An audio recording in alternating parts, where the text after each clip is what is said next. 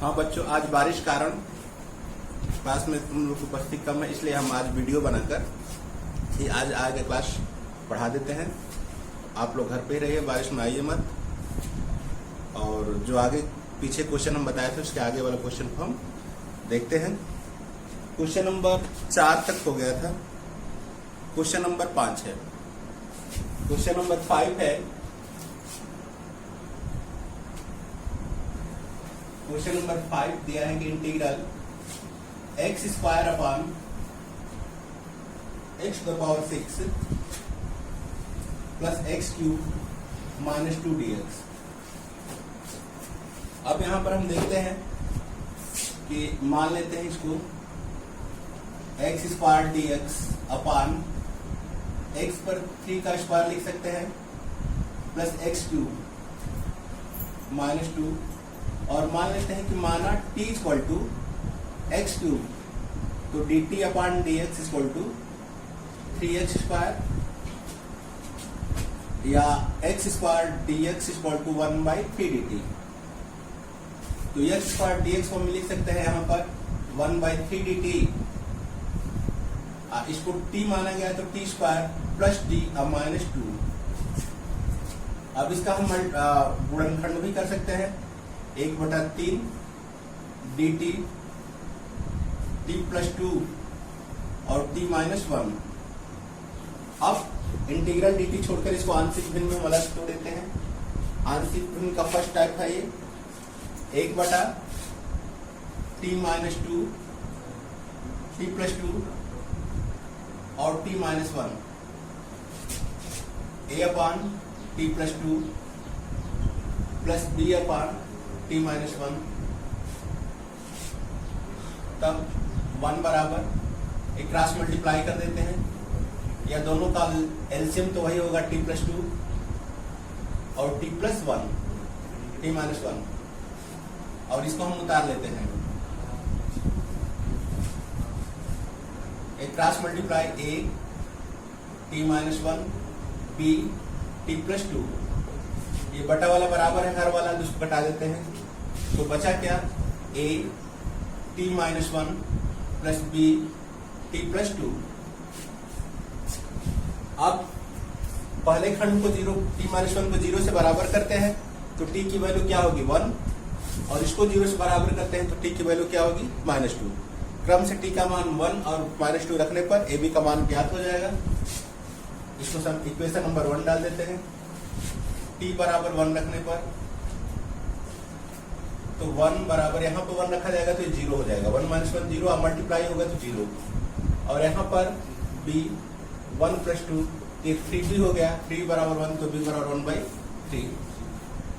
अब t बराबर minus 2 रखने पर इसी समीकरण में रखते हैं तो 1 यहाँ पर रखते हैं a, t जब माइनस 2 और माइनस 1, और यहाँ पर माइनस 2 रखेंगे तो ये प्लस पूरा पार्ट 0 हो जाएगा, ये माइनस 3 है, तो a इक्वल टू क्या होगा माइनस 1/3। अब इसमें a और b का मान रखते हैं 1/t प्लस 2, और t माइनस 2 को हम क्या लिखे हैं कि a अपान, तो a की वैल्यू में मालूम हो गई माइनस 1/3 t प्लस 2, b का वैल्यू है 1/3 t प्लस 1 t माइनस 1। या इसको क्रम से भी लिख सकते हैं, प्लस को पहले लिख सकते हैं, माइनस को बाद में लिख सकते हैं। इसको हम चाहें तो इस तरफ लिख सकते हैं 1/3 कॉमन ले लिया जाए, प्लस को पहले लिख दिया जाए 1/t माइनस 1 और माइनस 1/t प्लस 2, वही हो गया माइनस, बदलकर 1/3 कॉमन कर लिया गया। और ये अब इसकी वैल्यू, इतने की वैल्यू ये लिखा जा सकता है, तो यहां पर हम लिख देते हैं 1/3 है ये, और फिर क्या लिखना है कि 1/3 इंटीग्रल ब्रैकेट बनाकर 1/t minus 1 plus 1 minus t plus 2 integral dt। इसको 1/9 भी लिख सकते हैं हम। 1/t का क्या होगा log mod t माइनस 1, अब प्लस यहाँ माइनस है तो minus log mod t plus 2 log m minus log n है तो log m बटा n के रूप में लिख सकते हैं। 1/9 log mod t minus 1/t plus 2 अब प्लस c, t का मान जो हम वैल्यू माने हैं t के वैल्यू वापस कर देते हैं, तो यहां पर लिख सकते हैं कि 1/9 log x3 minus 1/x3 plus 2 अब प्लस c, ये हमारा आंसर हो जाएगा। इसी का अगला क्वेश्चन हम देखते हैं 5 का b, इंटीग्रल e पर x dx अपान 1 प्लस e पर x और 2 प्लस दूसरे ब्रैकेट में 2 प्लस e पर x है। तो e पर x को हम t मान लेते हैं। e पर x को t मान लेंगे तो हर में अपान में 1 प्लस t और 2 प्लस t हो जाएगा और e पर x dx dt बन जाएगा। फिर इसको आंशिक भिन्न में हम तोड़ लेंगे तो आसानी से हल हो जाएगा। हम नेक्स्ट क्वेश्चन देखते हैं। नेक्स्ट क्वेश्चन 6a या b एक ही टाइप का है, उसमें इसको ये बताते हैं।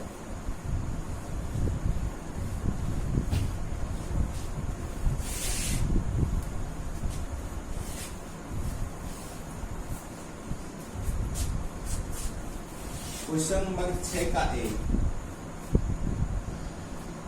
6 का a, integral dx upon x, x plus 1 का वर्ग है। इंटीग्रल dx छोड़कर इसको आंशिक भिन्न में तोड़ लेते हैं। आंशिक भिन्न में तोड़कर हम देख लेते हैं 1 बटा x और x प्लस 1 का वर्ग है। तो यह x भी एक खंड है, x को a के बटा में मान लेते हैं हम, a अपान x, और ये 2 बार रिपीट हो रहा है, पुनरावृत्ति हो रहा है, तो इसके लिए 2 पद, b के बटा में 1 घात प्लस c के बटा में 2 घात, x प्लस 1 और x प्लस 1 लिखते हैं, जो सेकेंड नियम हम बताए थे। अब 1/x, x प्लस 1 का वर्ग उतार देते हैं और एलसीएम तीनों का लेंगे तो एलसीएम हमेशा इसके बराबर ही होता है। x प्लस 1 का वर्ग, इससे भाग देते हैं तो x खत्म हो जाएगा, x प्लस 1 का मल्टीप्लाई x प्लस 1 का वर्ग बचा है, एक के साथ मल्टीप्लाई हो जाएगा। x प्लस 1 का स्क्वायर, इससे भाग देंगे तो इसका एक घात बचेगा और ये बचेगा bx, x प्लस 1 बचेगा, और इससे भाग देंगे तो केवल x बचेगा cx, ये बटा वाला कट जाएगा, तो 1 equal to a x plus 1 का वर्ग, b x प्लस 1 और प्लस c x, इसको समीकरण इक्वेशन डाल, इसको इक्वेशन 1 और इसको इक्वेशन 2। अब इसमें x और x प्लस 1 है, एक बार x बराबर यदि इसको देखते हैं तो x बराबर डायरेक्ट 0 हो जाएगा। x बराबर 0 रखने पर, x बराबर 0 रखेंगे तो 1, यहाँ पर 0 प्लस 1 का स्क्वायर, यहाँ पर 0 रखेंगे तो पूरा टर्म 0 और ये भी 0, ये दोनों पद 0 हो जाएंगे, तो एक a बराबर क्या हो गया, 1 हो गया। अब x प्लस 1 बराबर 0 करेंगे तो x बराबर क्या होगा, -1। x बराबर -1 रखने पर 1, यहाँ पर -1 रखेंगे तो ये खत्म हो जाएगा, यहाँ पर -1 रखेंगे तो ये भी खत्म हो जाएगा, केवल बचेगा। तो a वाला पार्ट 0 और b वाला पार्ट 0, इसका मान निकलेगा प्लस c इंटू x -1, तो c बराबर क्या हो गया, -1। अब x की कोई वैल्यू हम रख नहीं सकते क्योंकि 2 ही खंड है, x और x प्लस 1 दोनों का मान रखने पर केवल ac का वैल्यू प्राप्त हुआ। उस कंडीशन में हमें b की वैल्यू प्राप्त करनी है, b की वैल्यू प्राप्त करनी है तो x की वैल्यू कुछ भी रख सकते हैं, बस यह ध्यान में हो कि b वाला टर्म 0 ना हो, अर्थात b वाला टर्म 0 कब होगा, जब x का मान 0 रखेंगे और -1 रखेंगे, तब हम x का मान कुछ भी रख ले, 2 3 4 5 6 7 8 9 10, लेकिन वह 0 और -1 छोड़कर कुछ भी रखा जा सकता है। तो हम रखते हैं कि x बराबर 2 रखने पर, तो यहां पर a 2 प्लस 1 का वर्ग, जहां जहां x है b 2 प्लस 1 और प्लस c यहाँ पर 2। ए और बी की वैल्यू भी हमें, ए और सी की वैल्यू भी हमें मालूम है, तो एक उसकी भी रख लेते हैं। ये कितना हो गया 3। ए की वैल्यू -1, ए की वैल्यू +1 है, और ये 3 का वर्ग 9 प्लस ये 3 दूना के 6 भी 6b, और सी का वैल्यू क्या है -1, -1 रखेंगे तो क्या हो जाएगा -2। अब 1 ये 9 में से 2 घट गया, 7 बचा, 9 ये हो गया, 9 में से 2 घटा तो 7 बराबर 6b, 7 + 6b बराबर 1, ये इधर आएगा तो -6b, -6b 6 बराबर 6b या b बराबर -1। यदि 2 ही खंड है तो 2 का मान निकाल लेते हैं।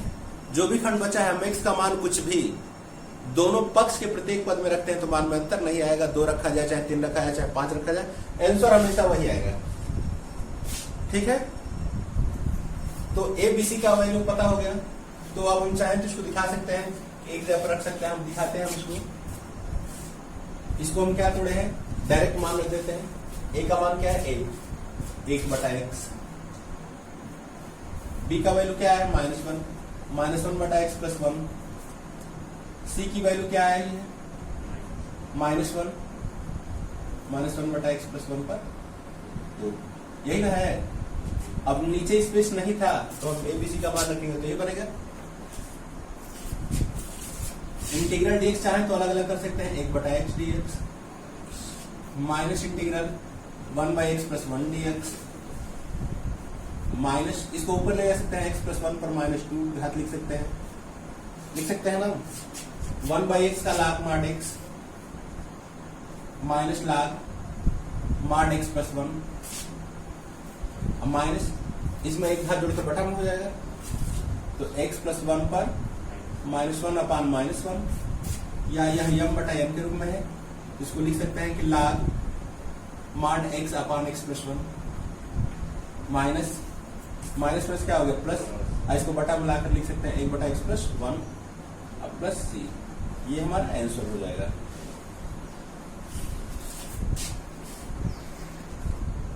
क्वेश्चन 6 का बीसी टाइप का है, BCD सब BC टाइप का है, तो आप लोग लगाएंगे।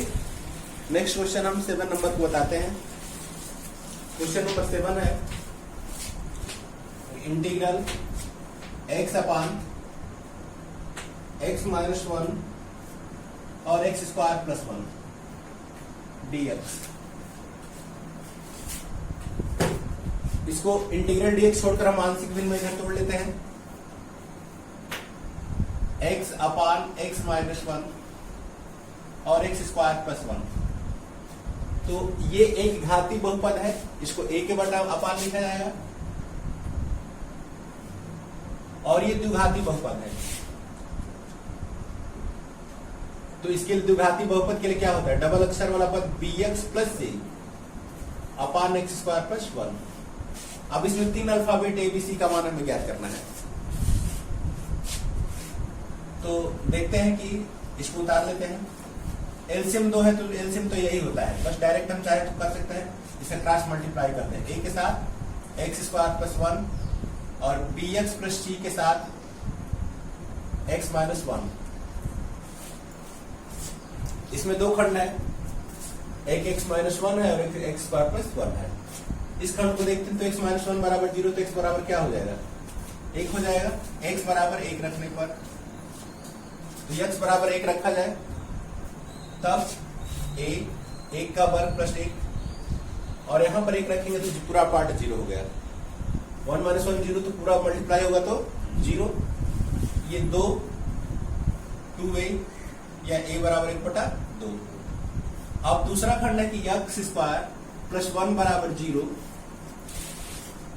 तो x की वैल्यू क्या होगी, x की वैल्यू कोई स्थिर नहीं होगी, क्योंकि x² बराबर क्या हो जाएगा -1। अब ये वर्ग घटाएंगे तो कर्ण में -1, अर्थात x की वैल्यू कर्ण में आएगी, वो भी अधिकल्पित आएगी। ठीक है ना। तो एक कंडीशन ये हुआ कि एक ही मान प्राप्त, जितना मान प्राप्त होता है उतना मान हम प्राप्त कर लेते हैं। उसके बाद हम देखते हैं, यही हमारा समीकरण है। अब इसको पुनः हम लिख लेते हैं गुणा करके, ax² + a इसका आपस में गुणा कर देते हैं तो B x square minus B x plus C x minus C, इसको समीकरण 2 कर देते हैं। अब यदि मान नहीं निकल पाता है तो गुणांक की तुलना के से भी हम शेष चर का मान निकाल सकते हैं। तो यहां पर हम लिखते हैं कि x पर 2 घात के गुणांकों की तुलना करने पर अब हम बायां पक्ष में देखते हैं कि x स्क्वायर वाला कोई पद नहीं है, कोई पद नहीं तो उसका गुणांक 0 होगा। x स्क्वायर वाला पद, x स्क्वायर का गुणांक इसमें क्या है, a है, a, और यहां पर आगे बढ़ते हैं तो और क्या है, एक b है, तो a प्लस b बराबर 0। a का मान हमें मालूम है 1/2, तो 0 प्लस a का मान 1/2 मालूम है, तो रख लेते हैं 1/2 बराबर प्लस b, तो ये आएगा तो माइनस हो जाएगा, b बराबर -1/2। फिर क्रम से पहले सबसे बड़े घात के गुणांक की तुलना करते हैं, फिर उससे छोटे घात वाले पद की तुलना करते हैं, फिर उससे छोटे वाले। तो x स्क्वायर के बाद सबसे इसके बाद कौन पद बचा है, x पर 1 घात, यही बचा है। x पर 2 से छोटा घात वाला पद क्या है, x पर 1 वाला। तो हम यहां पर लिखे x स्क्वायर गुणांक की तुलना करने पर, अब लिखते हैं x पर 1 के गुणांकों की तुलना करने पर तो यहां पर x पर 1 का गुणांक क्या है, 1 है ना, तो बायां पक्ष में 1 लिखा जाएगा। और यहां पर x पर 1 घात वाला देखें, यहां पर x पर 1 घात वाला क्या है, -b, और क्या है, प्लस c।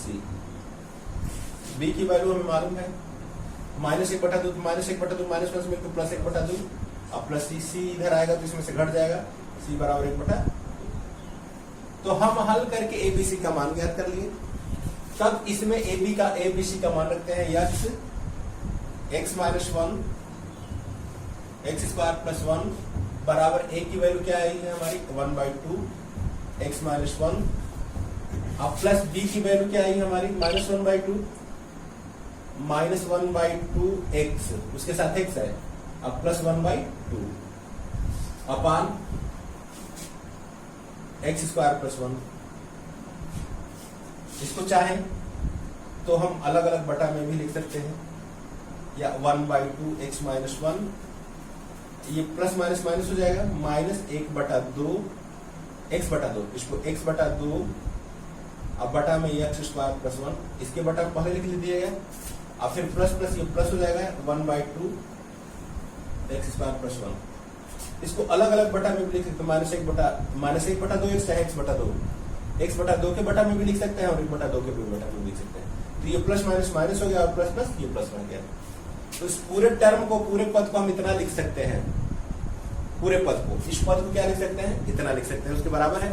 तो यहाँ पर उसका मान रखते हैं, इंटीग्रल 1/2 x माइनस 1 -1/2 x बटा में x स्क्वायर प्लस 1, अलग अलग इंटीग्रल dx भी लिखते चले हम लोग, अब plus 1/2 integral 1/x square plus 1 dx, सबको अलग अलग लिख के इंटीग्रल dx भी अलग अलग कर दिया गया। तो ये लाग 1/2 बाहर हो जाएगा, चाहे तो हम लिख सकते हैं, इसको 1/2 बाहर ही लिख दिया जाए, तो 1/2 लाग माड x माइनस 1 -1/2, यदि इसको हम t मान लेते हैं पूरे को, इसको हम अलग से दिखा देते हैं।